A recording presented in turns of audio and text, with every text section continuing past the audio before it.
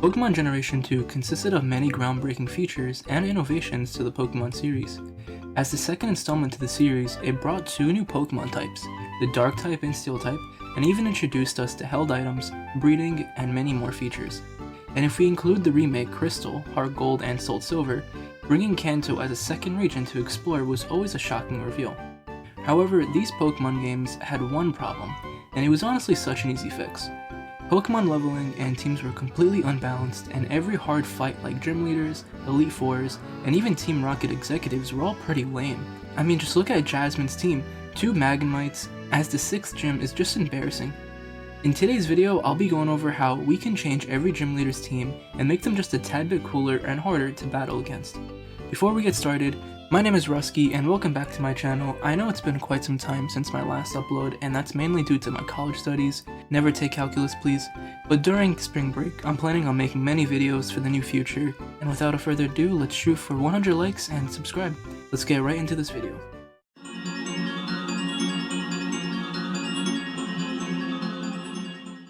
Starting with some ground rules, while changing these teams, I'm not allowed to give a team the same Pokemon twice, and that includes the same Pokemon line as well. And I'm only allowed to use Pokemon from other generations, but not more than how many Johto Pokemon I include. I chose this because these are Johto leaders, and I find it pretty stupid if they have more Pokemon from outside their regions. Finally, to avoid confusion, I will use Generation 9 moves that can be taught to these Pokemon.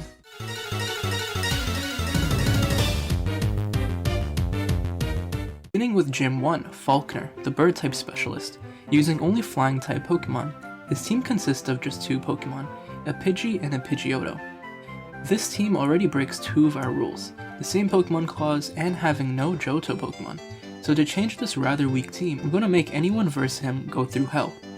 His first Pokemon will be a level 10 Tylo, holding the Flame Orb with the Guts ability. His moves will be Protect, Peck, Quick Attack, and Growl.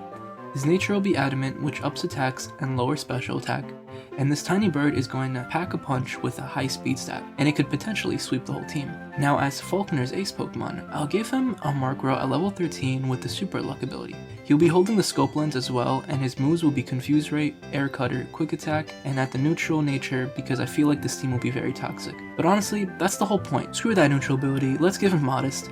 And the main strat for Falkner is to catch you by surprise by 2 very fast hard-hitting mons. Taillow will protect first turn so the Fire Orb can proc, which then will activate Guts, increasing Tallow's attack power. And for Murkrow, Falkner can choose to Confuse Ray, but his main strat would be Air Cutter Scope Lens plus Super Luck, which will make 1 out of every 3 Air Cutters a critical hit, so good luck with that.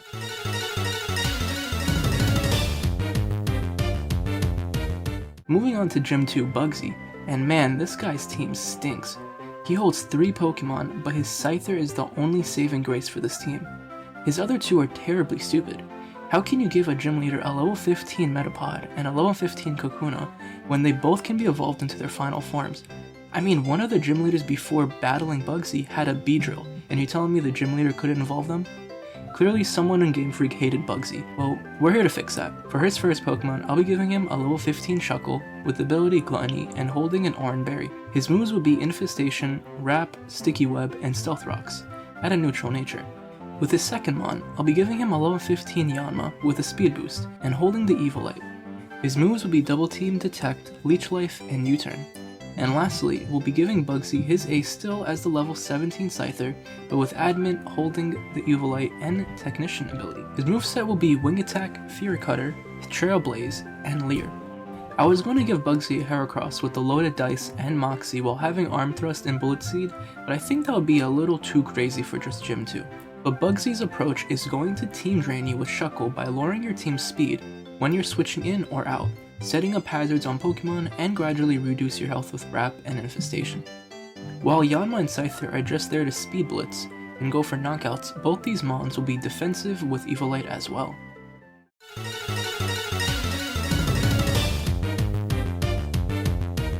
Moving on to Gym number 3, we have Whitney, and her annoying Miltank is about to get even more annoying. Her team previously looked like this, and note that the leveling was already getting rather low, so we're going to increase the levels for her team. Starting her team up, I'll be giving her a level 20 Adamant Loop Bunny, holding the Silk Scarf with the ability Q-Charm. She will have the following moves: Fake Out, Double Kick, Return, and Quick Attack. Next up is level 21 Teddiursa, holding the Toxic Orb and with the ability Quick Feet. As an adamant nature, its moves will be Belly Drum, Protect, Covet, and Lick. This tiny bear is gonna go crazy, and finally, to maintain Whitney's identity, her ace will still remain as Milk Tank but at level 23, holding Leftovers and the Scrapty ability, with the moves Curse, Attract, Milk Drink, and Stomp. Whitney's main plan is simply wipe out as many Pokemon as possible from your team using Lopunny's high attack power, Strong Friendship, and Silk Scarf with Return of over 180 base power. Return with High Friendship is 102 base power, considering that it's Stab, which is 50% more power, making the move 150 base power. With the Silk Scarf, it is now 20% more powerful to normal attack moves, leaving the return for Lopunny at 180 base power. However, if you somehow take down this unit, Teddiursa is there to sweep as well. Using Protect, Teddiursa will be poisoned by the Toxic Orb, which will then activate Quick Feet, making her speed 1.5 times faster. If Teddiursa can survive a hit after belly drumming, it's most likely a wrap for your team, and if you don't know what belly drum does, it cuts your HP by half while maxing out your attack power by 4. High risk but very high reward. And if you somehow survive that onslaught, you still have to deal with the very tanky Milk Tank that can stall with Milk Drink and sweep some mons while using Curse. Yeah, I made Whitney even more of a hell, so good luck.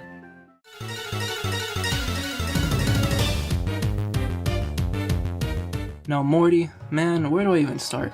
This guy's team is all over the place. Bro is the gym leader of Gengar, not even Ghost type.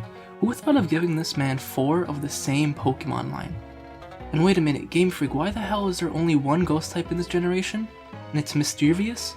Man, okay, well for this case, I have to break one of the rules, because there's just no way I can make this team competitively viable with only one Mon from Johto. It's gonna need some help from other generations. Without further ado, let us introduce the first team member, Duskull, who is level 25 and holds the Evil Light and the ability to Levitate.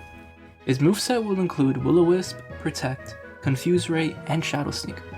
The next Mon will be Sableye at level 25, holding the Scope Lens and having the Prankster ability. His moveset will include Will-O-Wisp, Recover, Shadow Claw, and Fake Out. Now finally, for our lone Johto Ghost type, we have Mischievous at level 26 with the Cho specs and the ability to Levitate. The move pool for this cannon will include Shadow Ball, Draining Kiss, Power Gem, and Hidden Power Dark.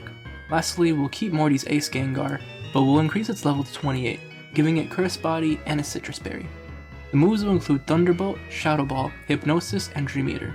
Nothing really strategic with this team other than just fully sweeping with high attack power and some cheese with high crit chance Sableye. And if you want to check out the other next 4 gym leaders, make sure to stay tuned for part 2, and I'll catch you guys in the next one. Nah, I'm kidding. Hopefully you didn't click out of the video.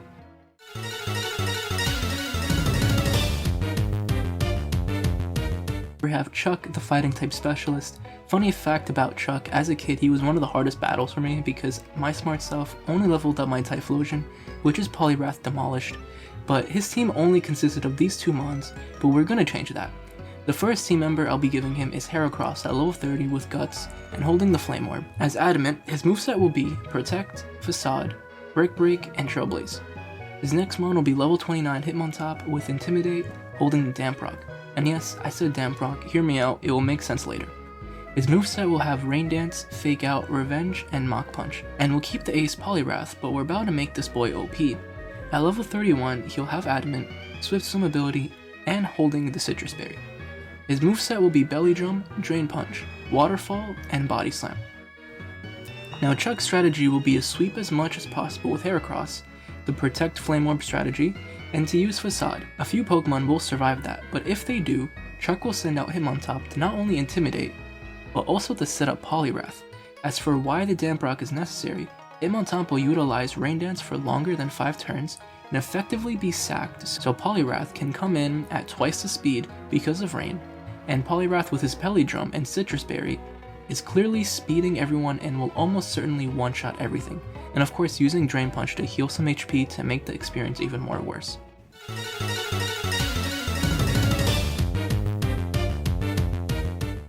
Next up is Jasmine, the Steel-type gym leader. She always felt very underwhelming when battling, especially if you choose Typhlosion as a starter. You're sweeping this gym very fast. Instead, I'm gonna make Jasmine a living hell. I mean, it's the theme of this video at this point. This is her team originally, and these 2 level 30 Magnetons gotta go. First, we're gonna add Fortress, at level 32 with Sturdy and holding Leftovers. His moveset will be Toxic Spikes, Stealth Rocks, Explosion, and Gyro Ball. Next we have Scizor at level 33 with Technician. His moveset will be Swords Dance, Trailblaze, Acrobatics, and Bullet Punch. Next up is my favorite, level 33 Bronzong with Heat Proof and holding the Damp Rock. Moveset will be Rain Dance, Calm Mind, Extra Sensory, and Weather Ball. If you thought of using a fire type, good luck. Lastly, for her ace, it's going to be level 35 Steelix with Rockhead holding a Quick Claw. His moveset will be Earthquake, Double Edge, Head Smash, and Curse. Basically, her strategy will be Team Drain you with her lead, Fortress. We can set up Toxic Spikes or Stealth Rocks to inflict serious damage to any fire type, and also Explode to deal massive damage. Depending on what is out, Jasmine can send out Bronzong, the ultimate counter to any fire type Pokemon, with Damp Rock Rain Dance to prolong the weakening of fire attacks, and Heat Proof to decrease the power in half. This bad boy isn't going anywhere with the fire type. Sorry Typhlosion, you're not sweeping today. Furthermore, Bronzong can sweep if it Calm Minds enough. However, Jasmine still has 2 more mons that can deal significant damage, which Scizor can do with Acrobatics with no item, and Bullet Punch if they survived. Steelix then can do ridiculous damage with no chip from Head Smash and Double Edge due to Rockhead. And I won't lie, I think this squad is a little too good.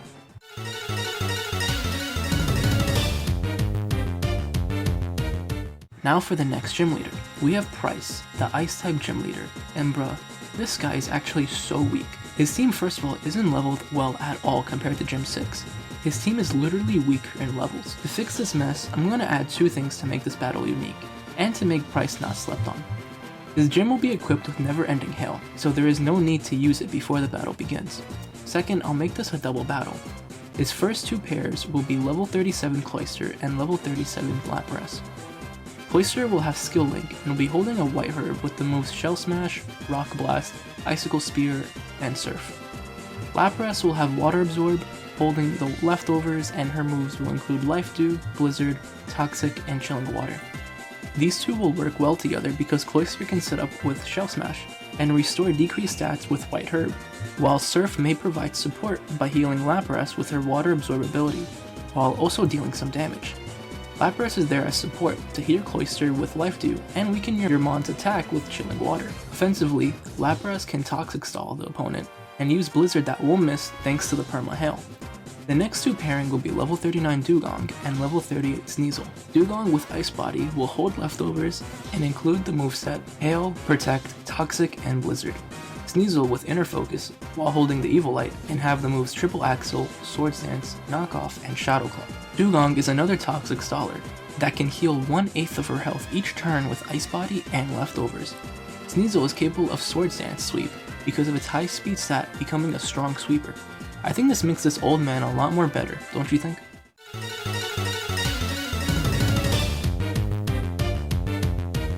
And finally, we have Claire, the 8th and final gym leader of Johto. We're gonna have to break a few rules with this team because there is only 1 dragon type in Johto, which is Kingdra. And we know, you might as well break the other rule because according to Ultimate Dragon Master, if Lance can have 3 Dragonites, Claire can have some more dragons too. After all, she does learn after him.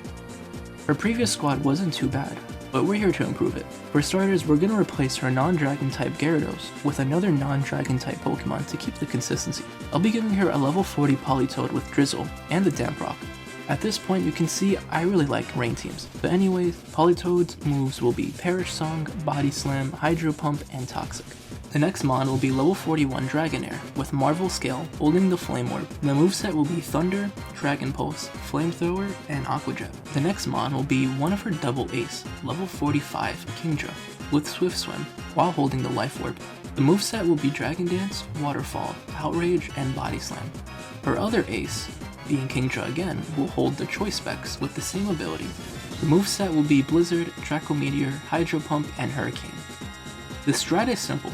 Drizzle with Politoed and sweep with 2 Swift Swim Kingdras that pack a huge punch. And also Dragonair as backup that becomes defensive through Marvel Scale Flame Orb. Looking back at these teams, they are a tad bit overpowered and unrealistic for a casual player. Playing against these teams would be fun, at least in my perspective, and maybe we can encourage someone to create a ROM that combines a ridiculous difficulty in Johto with even more difficult challenge like what Drayano did in Storm Silver. It was exciting trying to create these absurd, broken teams for this generation that deserved a better team composition and a greater challenge anyway, but I really hope you liked this video since it was a lot of fun to make. And let me know if you want to see more videos like this with another generation in the comments below. And I'll see you guys in the next video. Peace.